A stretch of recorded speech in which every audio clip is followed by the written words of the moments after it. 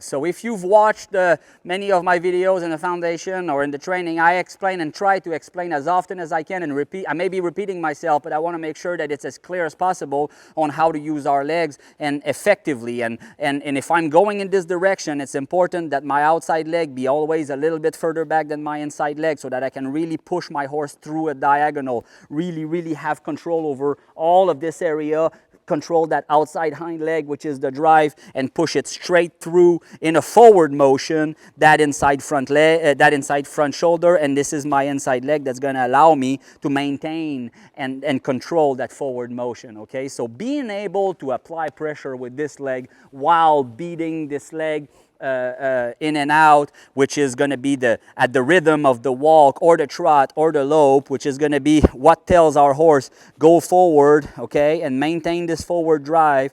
Okay, so I want to be able to drive with my inside leg like that and apply pressure with my outside leg. Okay, I want to be able to do that with both, but I always keep my legs in this position. When I change side, that changes. My outside leg goes back a little and my inside leg becomes my driving leg and moves up closer to the cinch. Okay.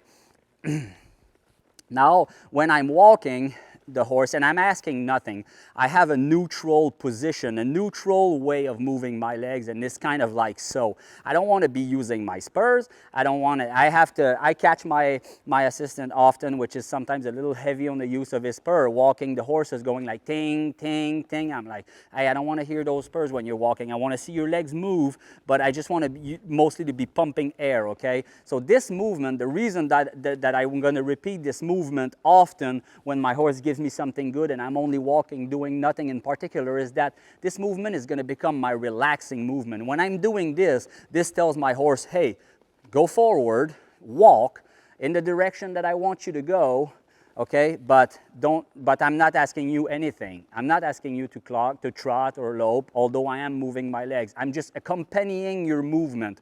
I want you to walk with an extended range of motion in the direction that I'm asking you to go, at the pace that I'm telling you to go. This is the pace that I would like my horse to walk, okay? So I'm gonna develop that pace with my own leg movement, okay? So if I'm sitting here doing nothing and I'm stiff as a brick, okay, then there's not much that's gonna tell my horse how to really use his body. But if I'm walking like this is what's gonna tell my horse to walk at this pace, and it's gonna help me control my horse. If I feel I lose this connection or my horse is not working super good, I'm going to increase that movement and then have a little bit more pressure with my leg, but then bring my horse back into his diagonal and put that energy back into his body and have him lock into my right diagonal again. Okay? Even if I'm simply walking around, I like my horse to relax and not be overly working or having to do anything major, but I definitely want to feel that connection at all times with my horses when I'm sitting on them. If I stop and I'm doing nothing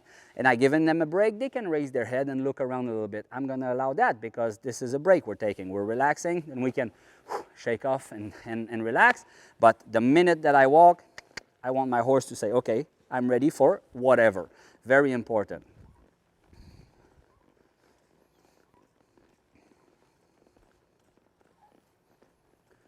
Now, when I want to trot, I'm going to lean my body a little bit forward, and I'm going to change the pace of my legs. So the trot, the pace of a trot is dun, dun, dun, dun, dun, as opposed to the walk, which is dun, dun. You know, this is a much slower rhythm, and the trot is a much faster rhythm. So I'm going to cluck, but increase that bump with my legs. That's telling my horse trot, okay? So this horse is starting to be, I'm starting to have a decent control over his body, but this has always been a horse that's been very short-strided, especially behind.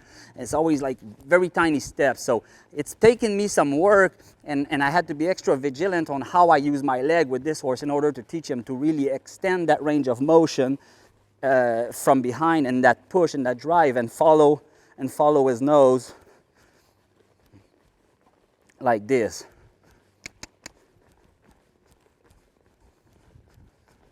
So the same as the walk. Now I'm not asking my horse anything in particular, but I'm asking my horse to maintain that diagonal, maintain the drive, and through that diagonal, looking out of his right eye and following his nose to that right side.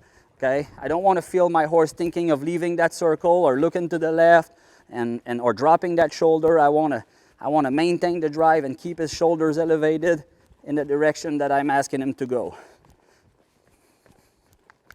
But the way that I'm going to use my legs here is by telling my horse at which pace I want him to go. If I feel that trot is too sloppy or too slow, I'm going to increase that pace and bump with a little bit more, be a little bit more firm with my legs.